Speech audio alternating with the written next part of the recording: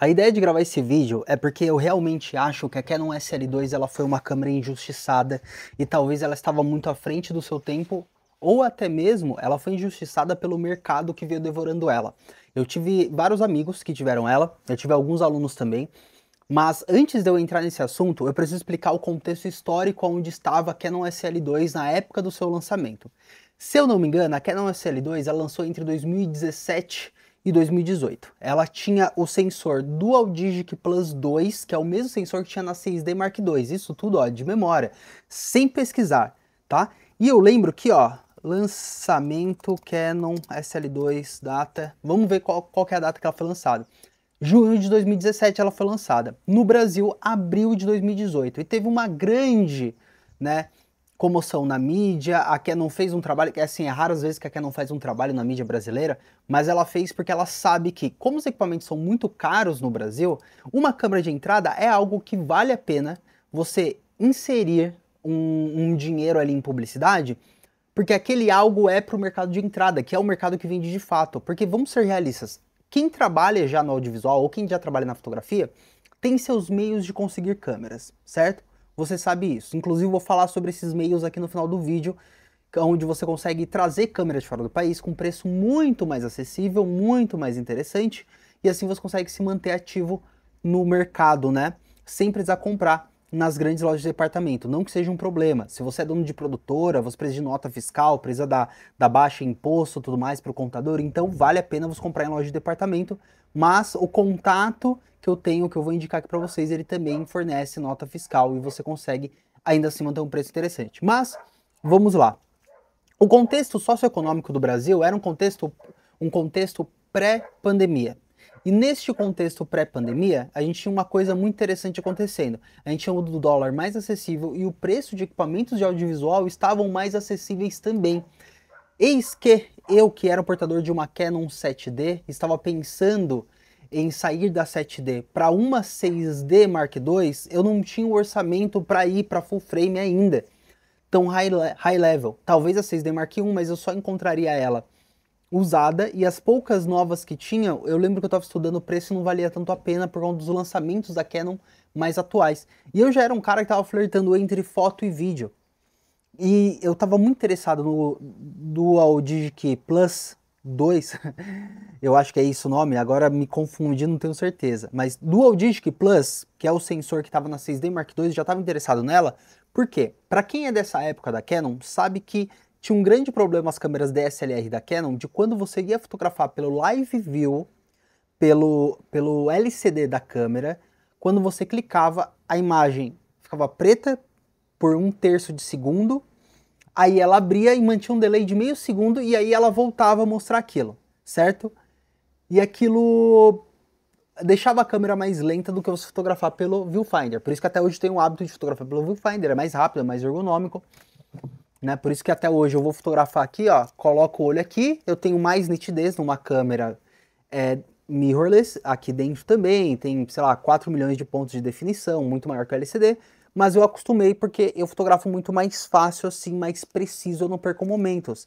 E quando eu tava na Canon, fotografando pelo LCD, eu perdia momentos importantes, principalmente eu que trabalhava muito com evento. E aí vem o segundo fator que era ruim também. As câmeras da Canon, essas câmeras dessa época, tá? 5D Mark II, 5D Mark III, 7D, 6D, talvez T5i, não tenho certeza, mas T6i eles já corrigiram isso, já viu com esse processador. Elas não faziam o foco contínuo, que nem a gente tem hoje, qualquer câmera mirrorless, tem os celulares também, elas estão ali filmando, elas vão focando. Você tinha que cravar o foco no lugar, e se aquela coisa no lugar andasse para trás, você perdia o foco, ou para os lados, enfim. E quando veio do Dual Digic Plus, quando você fotografava pelo LCD, ela acompanhava o rosto, ela reconhecia a face já, isso era muito louco. E isso era útil também para vídeo, e eu comecei a flertar mais com o vídeo, eu falei, cara, eu quero um foco automático porque isso vai me facilitar para poder trabalhar. Eu preciso de um foco automático que siga a pessoa. E já tinha lançado a 7.3, se eu não me engano. Já tinha o grande sucesso da 7S2, tinha acontecido. Se não me engano, tinha lançado, mas se não tinha, foi lançado no ano seguinte, a 7.3. Então a Canon estava um pouco defasada. E aí, o contexto histórico para vocês é, pré-pandemia, o dólar estava mais baixo, os preços eram mais acessíveis, e como eu não podia ter uma Canon 6D Mark II que já fazia isso, eu ia para SL2. Por quê? Porque a SL2 gravava Full HD 60, não se falava tanto em 4K ainda, não era tão importante, tão relevante gravar em 4K. Hoje em dia até meu vídeo no YouTube é em 4K, os Reels do meu Instagram são em 4K. E eu conseguia gravar com esse Dual Digic Plus na Canon SL2, seguindo o rosto, fazendo foco, colocava ela num gimbal, de uma maneira muito legal. E as fotografias eram muito fáceis, porque por mais que eu gostasse de fotografar aqui, em alguns momentos eu precisava estar em ambientes que eu ia abaixar a câmera num nível muito baixo, eu precisava daquela telinha que flipa, que era outra coisa que eu sentia falta. Então, basicamente, a SL2 era uma 6D Mark II crop, porque elas tinham o mesmo processador, só que num sensor cropado, diferente do full frame da 6D Mark II. E eu falei, cara, é essa câmera, porque eu vou economizar, vou pagar um preço baixo, vou conseguir para ela, vai facilitar, melhorar meus trabalhos. E aí, meus amigos, o preço dela na época, eu nunca vou me esquecer. O meu aluno estava pesquisando entre ela e a 6D Mark II e ela custava a bagatela de R$ 1.800 a Canon SL2. Valia muito a pena. Se ela tivesse esse preço hoje, até hoje eu indicaria ela. Para quem tá começando, claro. E eu falo, poxa, cara, era um momento que era, cara, um oceano azul. Só que por N motivos eu não fui para essa câmera, eu investi em outras áreas, eu comecei a segurar muito dinheiro, que eu falei, cara, eu vou voltar, sabe, eu tô indo pro full frame, eu vou voltar pro crop, eu não sei se é a melhor decisão a se tomar. Resumo da ópera, eu demorei demais para tomar a decisão, veio a pandemia, tudo subiu e essa câmera tava nos preços absurdos que não se justificam, tá? E lógico que falando de preço eu vou falar para vocês sobre fornecedor, sobre melhores valores, mas olha que insano. A coisa que mais me impressionou nisso era uma DSLR que tinha esse modo de foco, de reconhecer rosto, de fotografar bem e filmar bem pelo LCD, que era um problema que a gente tinha em DSLR, por isso que todo mundo estava indo para mirrorless, só que a mirrorless sempre teve o fator da barreira de preço ser muito alta. E para mim que fazia pouquíssimo dinheiro com audiovisual, não podia me dar o luxo de trocar de equipamento ainda. Eu estava crescendo na carreira, estava tudo muito difícil. E mesmo assim eu estava dando aula de fotografia, porque as pessoas às vezes têm uma imagem de que para você ser, né, um professor de fotografia, você tem que ter tido um baita de um sucesso na área e não necessariamente. Eu ensinava a técnica. A técnica de fotografia eu dominava muito bem, ainda domino muito bem. Só que pessoas que são muito bem-sucedidas no mercado não têm tempo para dar aula. Vamos ser claros nisso. Eu não considero que eu seja um cara muito bem-sucedido, mas hoje eu tenho um conforto financeiro, familiar, profissional, reputacional, tenho uma reputação muito boa, que eu tenho um tempo mais escasso, é muito mais difícil de eu dar aula hoje em dia presencial, por isso as minhas aulas elas são virtuais, elas são aulas por curso, e quem ainda quer uma atenção exclusiva minha, me chama no direct e contrata a minha mentoria, né? E aí eu dou atenção só para aquela pessoa durante 3 meses, porque realmente não tem relação uma coisa com a outra, você ser bem-sucedido e ser um bom professor, porque eu sou um bom professor até hoje, mesmo antes de ter sido bem-sucedido na minha área, na minha profissão.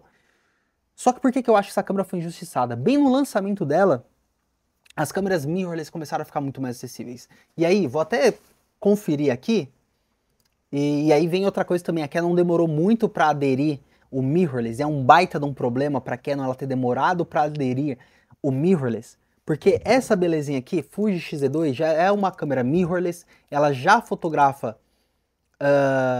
pelo LCD muito bem, não faz vídeo legal, acho que a sequência dela, a XE3 já faz, essa é a XE2, a XT2 já fazia legal, a XT3 também, mas eu vou colocar aqui, ó, lançamento Fuji XT3. A Fuji XT3, ela foi lançada em 2018, então a gente tá falando de uma câmera que era muito superior, já era mirrorless, também cropada, mas tinha simulações de filme, lançada em 2018, mesma época, ó, 20 de setembro. Então assim, foi lançada em junho do ano passado, né, de 2017 no Brasil, a SL2 e a XT3 a Fuji foi lançada em 2018 já matando a pau, que era uma câmera incrível que já fazia um 4K. E aí tipo assim, a Canon tentou correr atrás, ao invés dela lançar a SL3 rápido, né, já mirrorless, né, lançar uma mirrorless, ela lançou a SL3 também da SLR e ela ficou defasadíssima. Ó, e a SL3 lançada em 2020, em fevereiro, pré-pandemia, isso matou a câmera, tá? Matou a câmera. Em abril ainda do ano anterior, 2019, foi o lançamento internacional dela.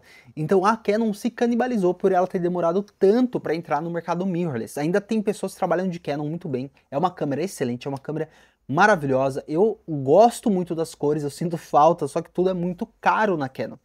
Tudo muito caro, a bateria é incrível, as lentes são incríveis, ela funciona muito bem. E as pessoas perguntam, Cauê, que câmera comprar? Eu falo, a que cabe no seu bolso. Porque graças ao mercado, né, graças ao capitalismo, as empresas elas são obrigadas a inovar, porque senão o concorrente delas vai engolir elas.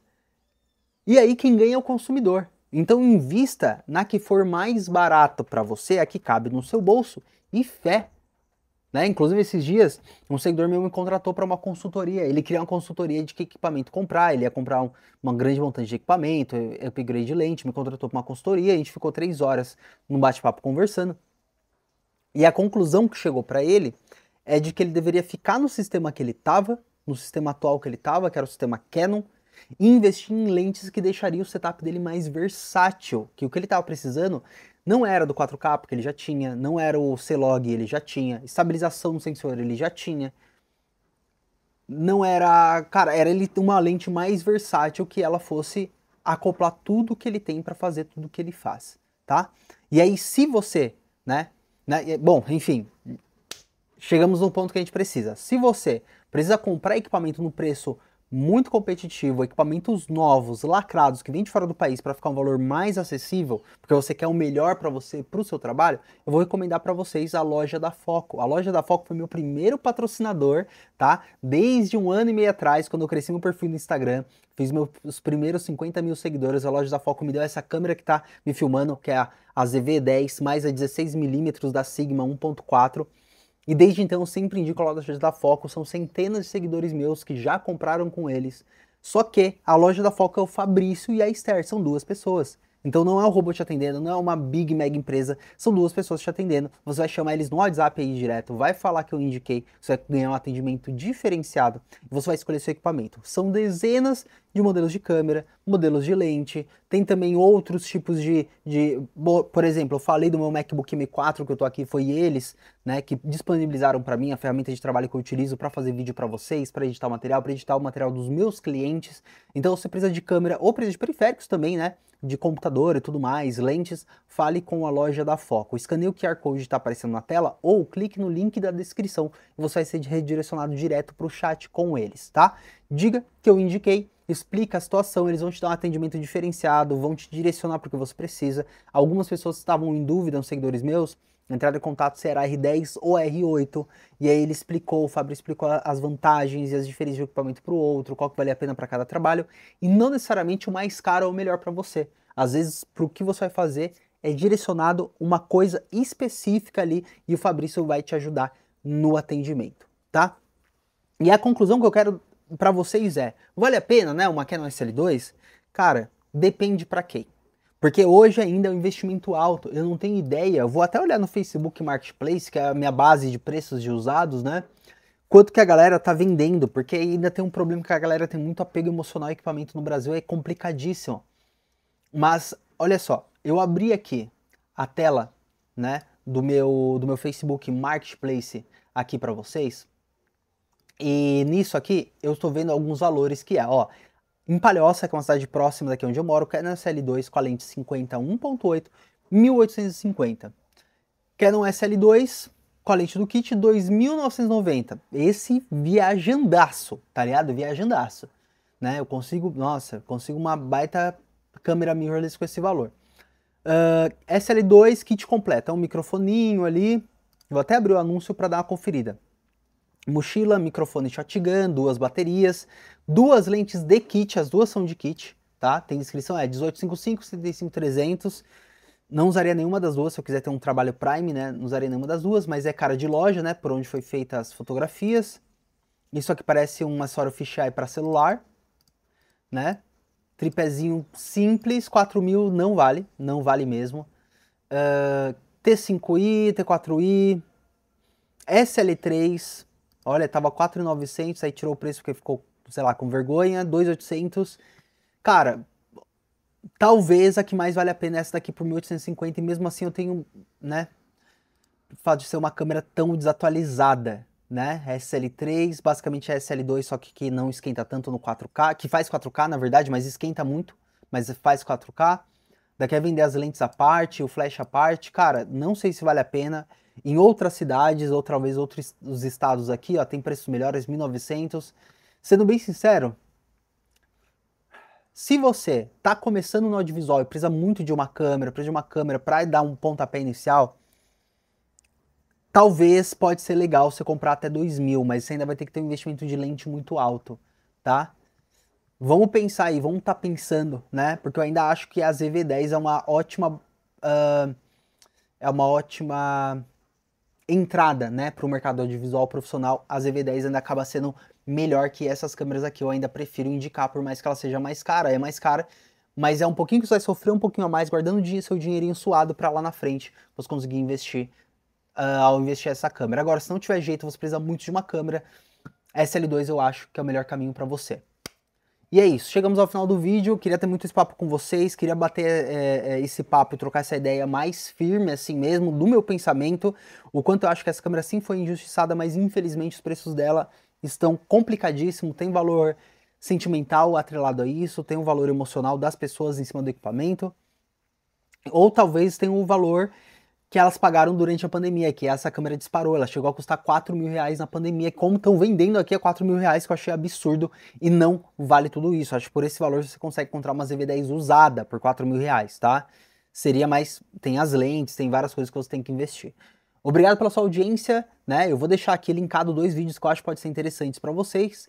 Considere se inscrever nesse canal e deixar um like, vídeo novo todos os dias aqui às 6 da manhã. Obrigado mais uma vez, tamo junto, até a próxima, valeu!